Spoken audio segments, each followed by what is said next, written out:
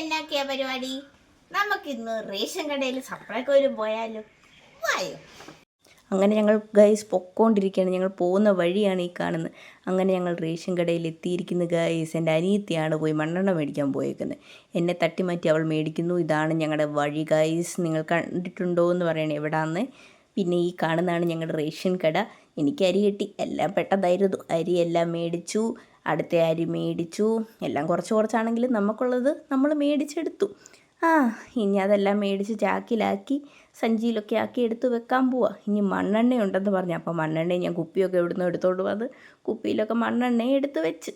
കണ്ടോ ഗൈസ്, എന്ത് ചെയ്യാനാ, എല്ലാം മേടിച്ച്.